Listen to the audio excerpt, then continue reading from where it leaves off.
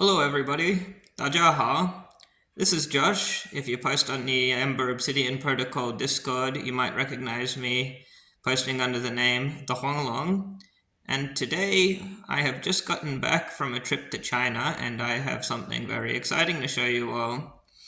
This is the Chinese version of the first wave of EMBER Obsidian protocol products for the crowdfunding campaign.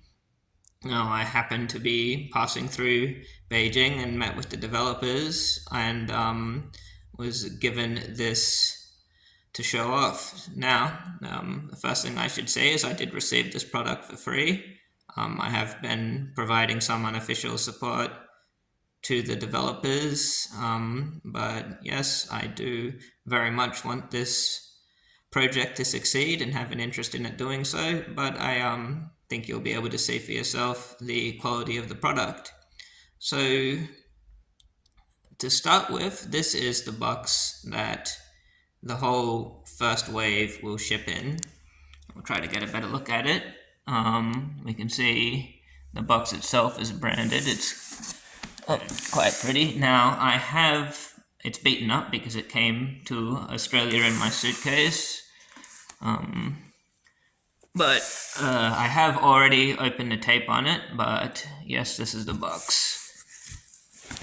And another thing, I also already took the shrink wrap off the core box, which is what I'll be unboxing for you guys today.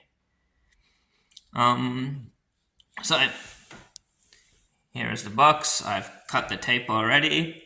Open it up. And the first thing we see is this sheet of paper, which I guess just protects the contents. Now, this is also my first unboxing video ever, and I don't really have the infrastructure for it. I'm doing this on a cell phone camera, so apologies if things go in and out of focus. Okay, so underneath this sheet of paper, we'll leave it out so we can see the parts clearly. This is what you see. So the box is very full and very heavy too, at least 6 kilograms, which I guess makes it expensive to ship. So here's what you see when you open up the box. You have the map boards, and on the right over here we can see the core box. Underneath the map boards we can see the heavy metal and cavalry expansion boxes. Now that light's a bit bad, but I won't be opening these today, maybe another time, but I think the contents will be quite similar to the core box. So I'll pop this back for a second and let's lift out the core box. I'll need both hands for this, so I'm going to set the phone down. Okay, so I have taken the core box out and placed it here on the table for us to look at. This is the front of the box. You can see some of the parts that are included in their assembled form.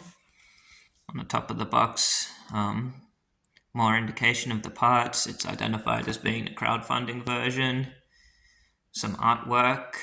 The RDL faction logos, Reconstruction and Development League. On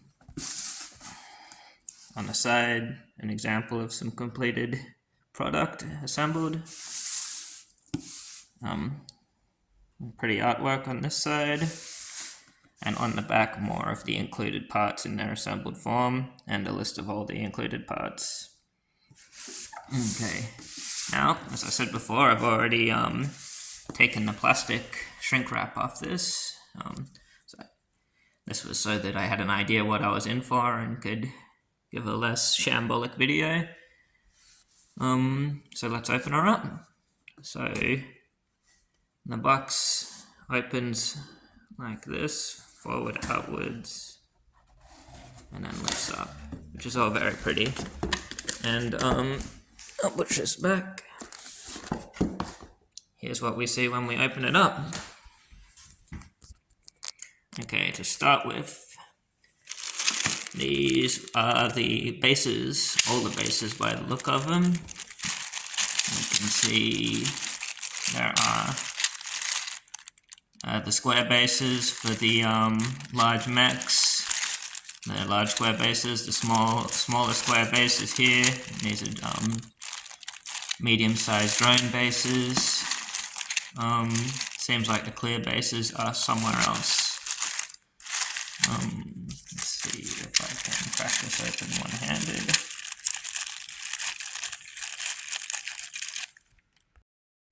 Turns out I couldn't open it one-handed, but here's what's inside. This is a medium base for drones, and this is a large base for mechs. Both have two parts, the square base and the round base that inserts inside. Now the way these insert is quite clever with lugs. Can place that in and rotate it so that the arrow points forward. And there you have it. That allows you to lift the mech on and off its square base in case you wanted to play the ruler version as opposed to the grid version. Should point out that the ruler version is a lot more distant in development than the grid version, which is the default way to play. So I'll pop those back in their bag and we'll reach in for something else. So the next thing I'll grab out will be the dice bag. Quite chunky. I haven't used any 8-sided dice game before, so I don't know how they compare in size to the other games on the market, but this feels quite substantial.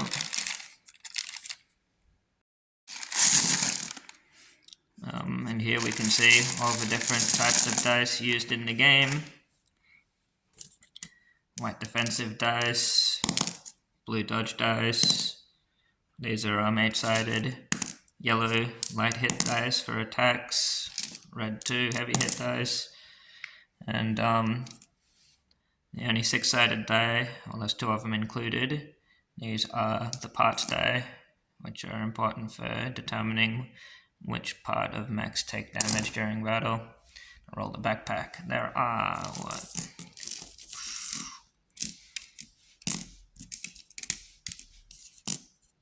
looks to be 10 yellow dice.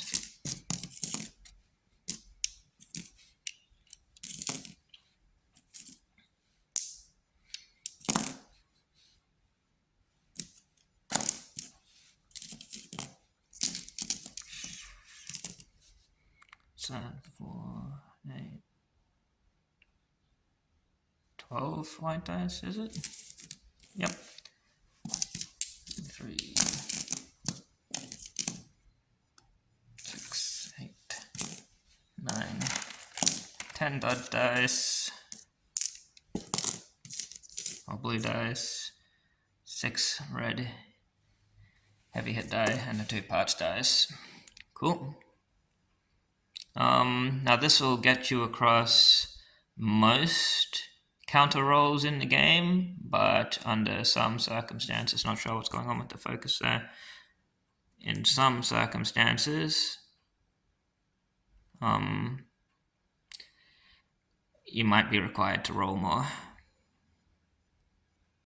Pop the dice away, and the next thing I'll grab out is to be the painting and decal guide for the official 66th Test and Evaluation Squadron of the Reconstruction and Development League. On this chart we have a set of colors and their equivalents in Vallejo, Mr. Hobby, and Tamiya colors, and the markings of, here we have the drones, squadron leader and lieutenant markings, the individual insignia of each of the cannon pilots, serial numbers here, these correspond to the decals, the markings of other parts, include the arms, the standard chassis and the Maya core here. And then we're back to the drones page.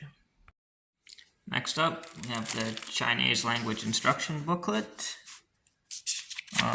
It doesn't seem like they intend to put this out in different languages, because it seems like it's all the languages are included here.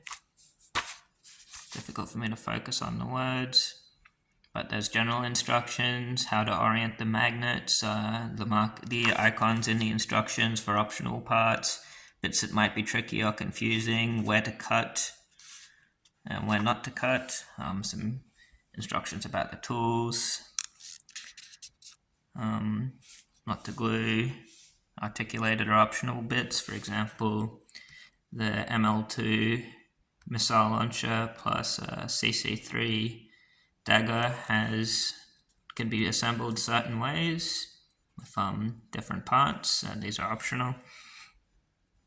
Here's the magnet instructions, and then all the sprues, and you can see there are a lot of parts, or maybe you can't see because the camera won't focus. Yeah, you can see there's a lot of parts. And then part by part, how to build them. I believe these instructions are also available in PDF form, so you can get a better look if you were to go to the official Discord and ask around. But I believe all the parts are here. And well, it looks achievable for someone like me. I've built some 40k kits in plastic, but never really got into the Gundams or scale modeling, and the development of this game has a lot of heritage in scale modeling. It's kind of evident in the tools and the colors that are used. Geez, I love that shield. Example here, you can see with the Stratus prototype HMG and the supporting arm, there are assembly options with the this hydraulic piston or whatever it is. There are 3 versions of it, different levels of extension, which will affect the pose. So really quite intricate, and a lot of attention to detail in the designs. Stratus HMG especially. You can see different versions. You can have the supporting arm connected to the weapon itself, or you can have the main arm connected, or both. Here you have the supporting arm without actually holding the handle. You have some options about how to assemble it. Because the supporting arm doesn't necessarily have to be used with the Stratus HMG. It can be used to support other two-handed weapons, drone assembly. And yeah, that's the instruction manual. Pop him out, and what will we see next? This looks like all the cards. Now, I don't have the dimensions of these committed to memory, but I believe if you were looking for sleeves, these cards are Euro Mini, I think. Let's take one of these out. That happens to be a favorite of mine. Now again, these are Chinese language versions. This is the ECS2 cooling backpack. The passive effect of it's written here, and the information about the part that you need to play the game. On the back is a QR code. This will eventually lead you to a flavor page that provides the rules for I think it'll provide the information about the card, its point cost, and a bit of background text about the part itself. So all parts are included in this little plastic bag here. Another backpack. The AMS 190 anti-missile system. Again, QR code on the back. We won't go through all of these. The ML34 backpack missile launcher. Now, this one is a bit different, and the reason I kept going until I found one. This one has some of the rules printed on the back of it as well. These will be the rules for volley fire and fire in an arc. So that information will be both on the rule book and on the card. And in the English version, they'll be in English. So no need to go look into every card, I don't think, but actually it might be relevant because we can grab the map trays next. So over here, these large plastic items are the map trays, map being modular armored platform, the in-universe name of the mecha that are the highlight of this particular product. So we'll crack this open. Now, okay, let's see, take the packing paper off. We'll orient this correctly. Now they're arranged in a row because the tray is meant to go up against each player's end of the table. And they're labeled in English, even in the Chinese version: torso, chassis, left arm, right arm, and backpack. And the cards just neatly fit into these trays. There's a space in it so you can lift them out. And it's on these trays that you'll assemble and monitor your mechs during the game. Check the back side of it, nothing to see there, but they're really nice. Feels sturdy, doesn't feel flimsy. Yeah, I think some people have suggested it might be an interesting optional product to make one that is actually in the humanoid shape of a mech or has a position for the pilot in it. Couldn't guess exactly how long this is. If anybody cares, they can ask me in the comment and I'll measure it. But yeah, that's the map tray. Feels surreal to be putting these in and out of the trays after doing it virtually or in my imagination for so long.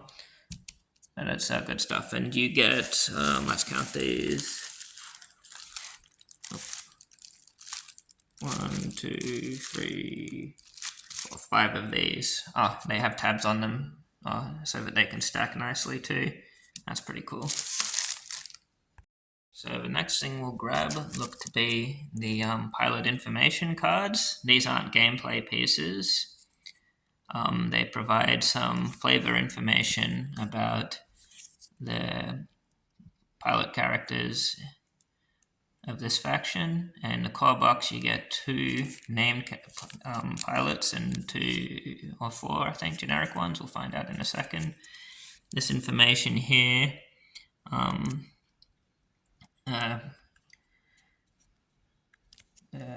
the timeline provides some insight into the background and the characters' ages, the height, the level of cyberization. I don't know what the correct word here would be, but how much of them is not organic, the level of Obsidian protocol. That's the IPV value is the level of consciousness digitization they've undergone.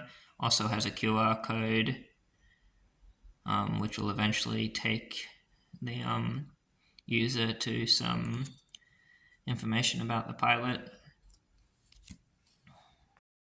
Now, after unpacking all that, we can see you get the elite pilot Misty, the squadron leader, her brother Spike, the squadron's marksman.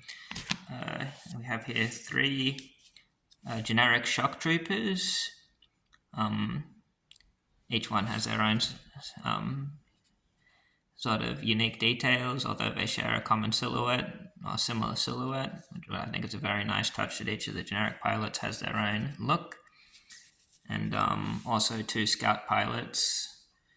And how these pilots differ is by their timings and initiatives printed on the back, which determines how they play in game.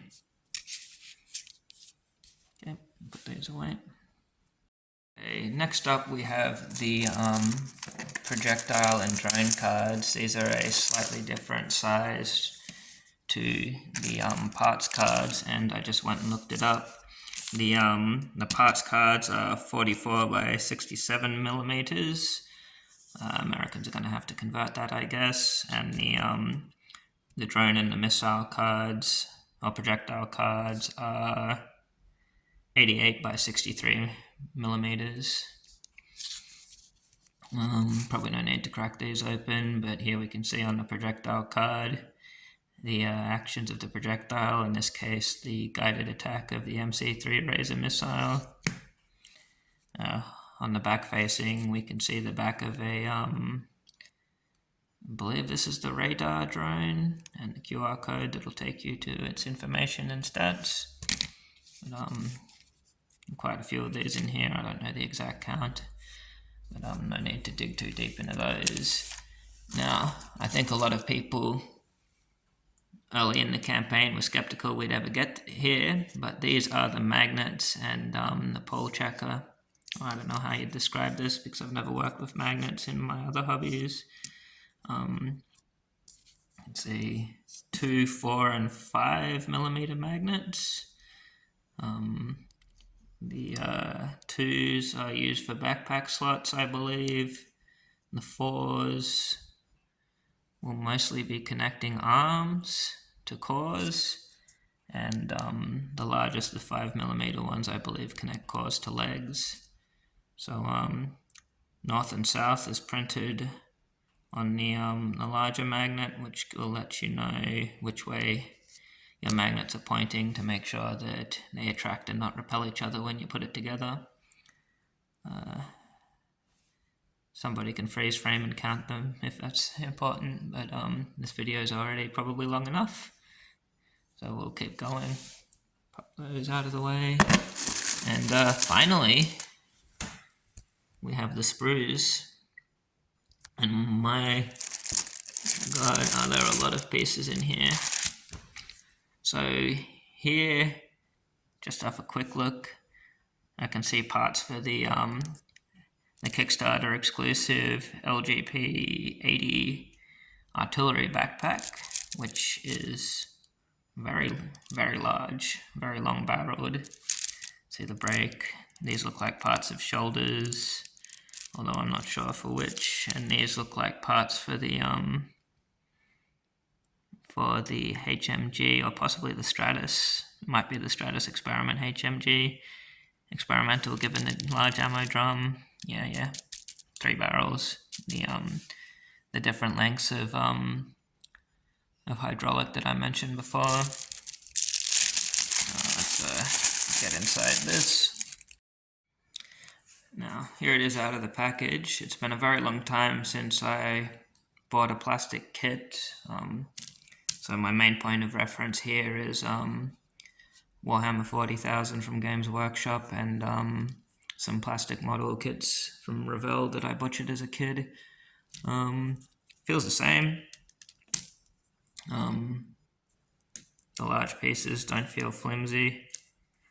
There are some real intricate bits here. The long handle here, and even a separate handle here. They seem to have survived the somewhat difficult trip from China back to Australia. It looks good. I feel like it will take a long time to assemble all these, but having seen these things assembled in person, I know that the result will be good. Now, okay, setting aside that sprue, we'll reach for the next one. One copy of this sprue is included, and this notably includes parts for several of the different backpacks and the left and right R20 railguns. Some cool things that stand out here is for each R20 there's an open and closed fist, and that'll give modeling opportunities. You can use the one you don't use on other parts, for example the supporting arm or the CC3 dagger arm. Bits for the quad missile rack, the AMS backpack, the cooler whose cards we looked at before. Probably no need to take these out of the sprue, out of the plastic. Pop that aside. The next sprue there are 2 copies of. These look to be drone parts. Yep, that'll be the ammo belt for the machine gun drone. Now, the drones are also magnetic, although each drone has its own card. Each variety of drone has its own card of this size. You get I believe two bodies in this kit, and then for each of those bodies, 3 different upper parts which represent 3 different types of drones: the radar drone, the machine gun drone, and the missile drone. Yeah, let's see, 2 in this box, although I can double check. Okay, the next set of sprues. This one's very, very large. But, here we can see some of the more common RDL components in the core box. The AC-32 automatic rifles, which are somewhat fundamental. Shoulders. There looks to be parts of core and legs in here, although I can't identify them just by looking at them. The CC6 cleaver, which is kind of an iconic part. Some bits have moved around on their sprue, but they haven't come loose. And yeah, there's 3 copies of these sprues, of these 2 sprues. Looks like there might have been a loose part in there. Yeah, 1 part's come loose, so do check carefully in the packet before discarding them. If your pieces had a similarly rough transit as mine, being thrown around by airport security or whatever. Okay, now for something different. Here we have the clear bases for high altitude parts. These will go under projectiles, the Razor missiles, these things when I find the piece for them. These will be their flying stand, so they're separate from the other bases. Okay, now we're starting to get to the bottom of this. Oh, this is a nice one. These CC4 cleavers are very big. I guess what stands out, there's a version in the hand. Oh, there's 2 copies of this sprue. There's a version in the hand and a version with no hand on it, so you can model this different ways. And the CC4 the right arm has a kind of a sheath on the shoulder in which this part can be inserted. Give you some modeling opportunities.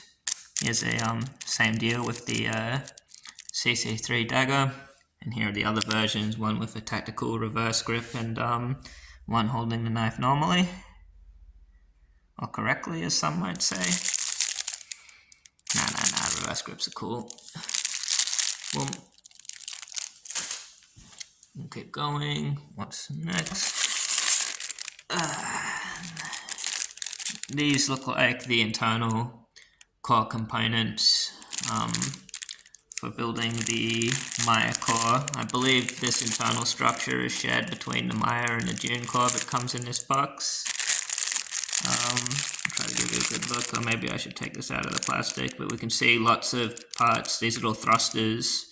There are many of them. They all have the same number, so you don't have to keep track of which one is which. They're all part, I think it's 18 or something, of this particular sprue. Yeah, here you can see them more clearly. So the instructions tend to do a good job of showing you which parts are similar. If there's 2 parts that are quite similar but opposites, it'll warn you. Like, for example, you don't have to keep track of which of these thrusters, or I'm not sure what these round bolt things are just yet, is which. I believe they're a common part. And the final set of sprues, another, I feel iconic set of RDL pieces. There's two of these. The AC-150 HMG, an absolute favorite of mine. Oh wow, is that an individual finger? I believe it is. So yeah, it must be. Must go around the to hold the handle of the Type 77 bulwark, which these large pieces correspond to. These look like the missile launcher on the combat knife arm. Again, small handles that survived the trip. I believe these open hands. Yeah, I'm not sure what they correspond to actually. It'd be good to find out. Okay. Finally, what do we have here? These plastic push tabs or push pins or whatever you would call them, 2 parts each. These are used to assemble the pilot dials. Okay, we'll reach in and take out what I believe to be the last bit in the box, which is the cardstock. We can see free floating in there the water slide transfers, which correspond to those on the document we looked at before. Quickly pop these out.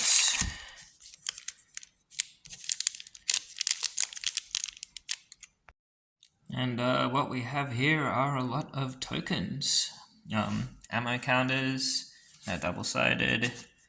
Not entirely sure what these are. I guess the rules are forthcoming. They might be objectives. These are the stance tokens. Also double-sided, mobility stance and defense stance on one token. Offense stance and shutdown stance. Perhaps prophetically on the other side. Those stance tokens, they slot into the open space on the base that we saw earlier. Damage tokens, which flip into repaired tokens, which work with the self-repair backpack. I'm not sure what these numbered tokens are. Maybe time, probably not. And the next sheet, what do we have? Oh, and that's the reverse side. The next sheet, we have Spike and Misty's pilot dials. We'll turn that around. Get a good look at it, at a pilot dial. So here we can see the hole for those push pins I showed before. Misty and Spike, the 2 elite pilots with their nice artwork by DK. Their initiative for each timing is printed on this side. I think normally you would... This is the side that would be up and conceals the pilot dial. These are set in secret. You can see each pilot has an initiative value for each of the different timings during the main action sequence of a turn. The timing that they'll act in is chosen in secret at the start, so you'll set that on the dial out of sight, and then flip the dials. But whilst in secret, you can still see the initiative, so you'll know what order the pilots will act if they choose any given timing. The black or white turn marker. So during the initiative roll-off, players will be allocated whether black or white player, and the turns alternate between black and white player having priority for actions unrelated to the timing dials, for example, issuing orders to drones or projectiles. We have here we have a bunch of status tokens. Highlight target, for example. These ones are ones that flip at the end of the turn, so they have a yellow and a red side. Immobilized token. I'm not entirely sure what this one is. Something failure. These are link dials. They can also be black or white, so that players in a mirror match can keep track of which dial is which. Normally, I have the link dials follow the max around on the table. Charge tokens. I don't believe RDL actually has a use for these yet, but United Network, I believe, will make good use of charge tokens.